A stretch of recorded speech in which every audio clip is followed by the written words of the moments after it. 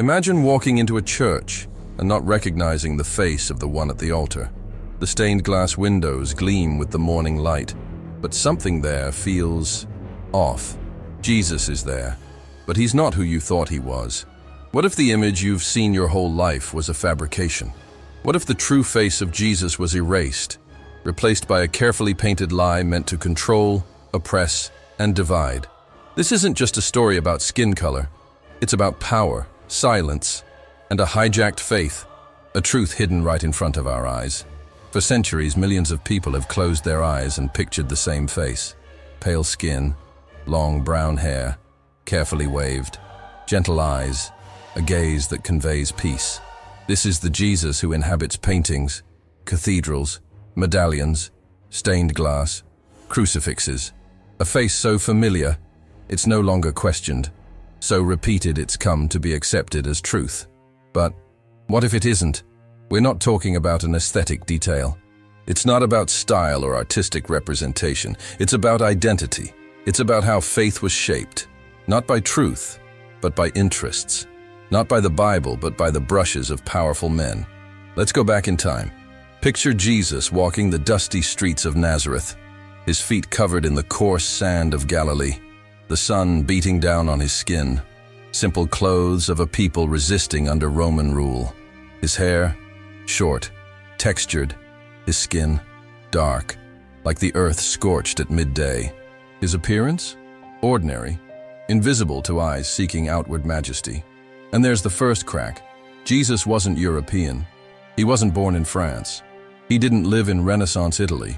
He was born in the heart of the Middle East, among Semitic Jews, in a region where African and Arab features blended like the colors of dusk. And yet, why has the whole world learned to see Jesus as a white man? That question alone is unsettling, because it's not just a historical doubt. It carries centuries of silence, doctrine, and domination. But hold on. Before indignation comes discovery. And maybe, by the end of this journey, you won't just see Jesus' face with new eyes. You might see yourself with new eyes too. The Bible is curiously silent about Jesus' features. No gospel describes his face. No epistle details his height, eye color, or facial traits. But there are clues, fragments left like whispers of truth between the lines. In the book of Revelation, John describes a vision. His hair was white like wool, like snow, and his feet were like bronze burned in a furnace. Burned bronze. Have you ever seen a bronze statue after the fire? Dark, intense, deep. And the hair? Like wool. Thick, curly, textured. John didn't choose those words by chance. They were written in a time when language was a code. A language where every metaphor revealed more than it concealed. But why then was this description ignored? Because centuries later, as Christianity spread to Europe, it began to be shaped by the aesthetics and ideas of the new empire. And it was there, in the fervor of the Renaissance, that something started to shift dangerously. Jesus was redrawn. Michelangelo, Leonardo da Vinci, great names, brilliant artists, undeniable geniuses, but also men who lived in a white world, under the logic of an empire that placed Europe at the center of the universe. Their paintings turned the savior of the world into a reflection of their own image. Jesus became European, white, light-eyed, noble features, idealized beauty, and no one questioned it. Or rather, those who tried to question it were silenced. These images didn't stay confined to museums. They crossed oceans. When colonizers arrived in Africa, Asia, and the Americas, they brought two books with them, the Bible and the image of a white Jesus. And for a long time, these two elements were used together, one to convert, the other to dominate. Imagine the impact of that. Entire peoples, upon seeing the figure of Jesus, saw a man who didn't look like them, a savior with the features of the oppressor, a faith that demanded surrender but offered submission, a God who loved, but only if you accepted the European version of salvation. It's uncomfortable to think about, isn't it? But it can't be denied.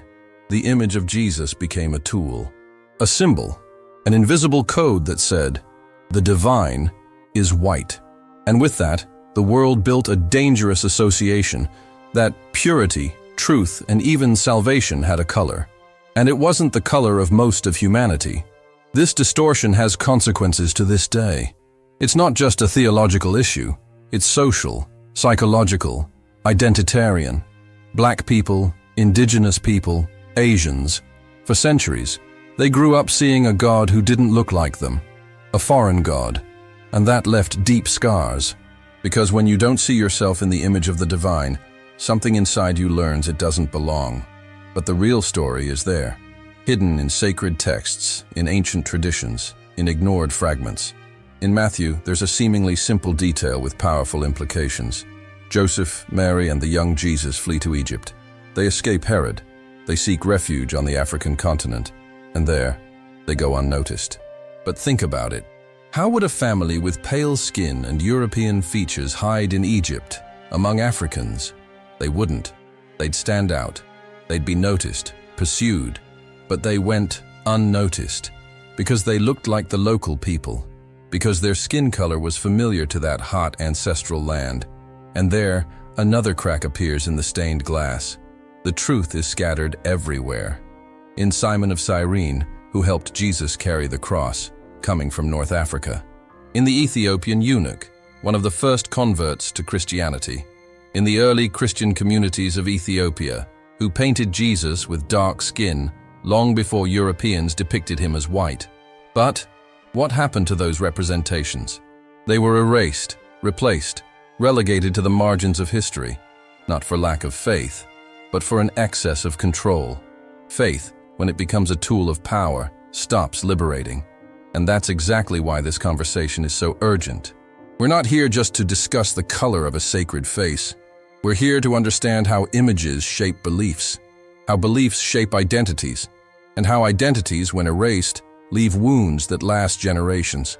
Jesus, the man, lived in a specific time, among a specific people, with an appearance that reflected that place. And that doesn't limit him. On the contrary, it makes him more real, more human, closer. Perhaps the greatest miracle is this. But if the miracle was erased, how do we rebuild it? It starts with a simple yet uncomfortable question. Who benefited from the white image of Jesus? Because none of this was by chance. Religion, in many parts of history, wasn't used just to heal souls, but to dominate bodies. And in that domination, an image is worth more than 1,000 sermons. Imagine an enslaved African child, forced to learn about a God who looked exactly like the plantation owner who whipped her. Imagine what that does to the mind, to the heart.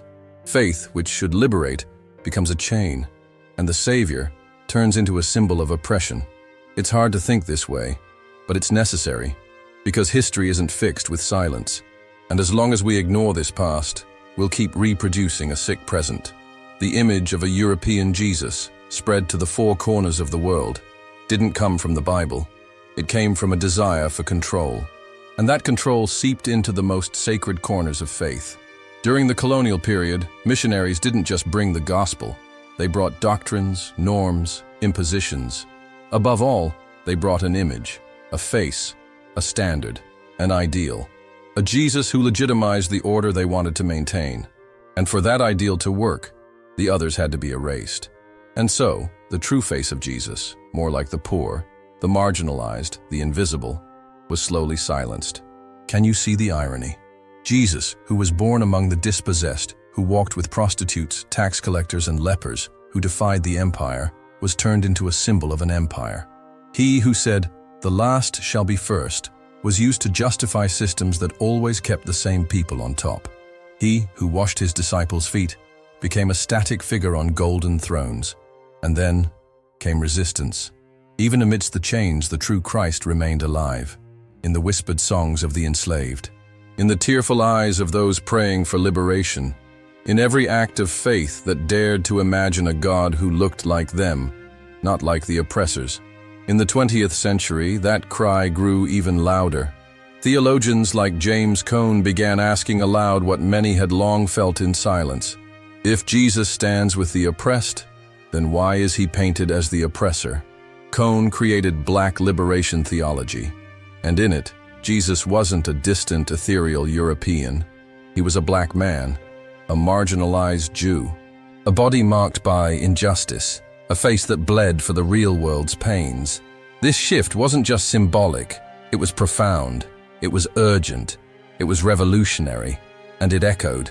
It echoed in the black churches of the United States, where pastors said Jesus understood suffering because he suffered too. It echoed in the slums of Latin America, where liberation theology priests declared that Jesus was born poor and lived as one of us. It echoed among women, indigenous people, the forgotten. The image of Jesus stopped being a frame and became flesh again, skin, blood, pain, and hope. Because in the end, that's what the true image of Christ carries, a living hope. Not an untouchable statue, but a divine reflection of humanity in its most wounded and most beautiful form. And maybe that's the core point. Seeing Jesus with dark skin, hair like wool, and Middle Eastern features isn't just a historical correction. It's a symbolic healing. It's allowing millions of people to recognize themselves in the divine. It's giving back to Black people, Arab people, marginalized people, the right to see themselves in the story of salvation, not as extras, but as protagonists. Faith, when it's true, doesn't exclude. It includes. It embraces. It says, "You too were made in the image of God." But for centuries that phrase was spoken, with asterisks, with exceptions, with subtexts that shouted louder than the verses. And that's why today, when someone asks, why does Jesus' skin color matter? The answer isn't obvious. It's not about melanin. It's about memory. It's about narrative. It's about who has the right to see themselves as part of the sacred. Because denying Jesus' true appearance was, throughout history, a way of denying the worth of those who looked like him. And that can't go on. So, what do we do with all this now? First, we look back, not to get trapped in the past, but to understand the wounds that still hurt in the present. Then we retell the story, with courage, not with filters, not with sanitized versions, but with the strength of those who know the truth sets free. Imagine if every Black child grew up seeing a Jesus who looks like them, a Jesus with the same skin color as their own, the same features as their grandfather, the same hair that's so often been mocked. Imagine the impact of that, the power of that. This is more than theology, it's justice. Seeing Jesus as he truly was, a Middle Eastern man, poor, with an ordinary appearance, doesn't diminish his divinity. On the contrary, it makes it more accessible, more powerful, because it shows that God chose to become flesh, in a body rejected by the standards the world insists on imposing. And when we understand that, everything changes. We stop seeking God only in marble cathedrals and start noticing him in the faces the world ignores. In the alleys, the markets, the hospitals, the job lines. Because if God became human, then every human carries something divine. And that truth, no one can erase. The true face of Jesus doesn't fit in golden frames or imposed standards. It lives in the eyes of those who weep in silence, in the calloused hands of those who fight, in the skin of those the world tried to erase. Recovering his image is more than a historical act. It's a gesture of justice. It's a reminder that the sacred never belonged to one race, but to all of humanity. Because the real Christ didn't come to be worshipped for his appearance. He came to be recognized in the other, and once seen with open eyes, he can never be hidden again.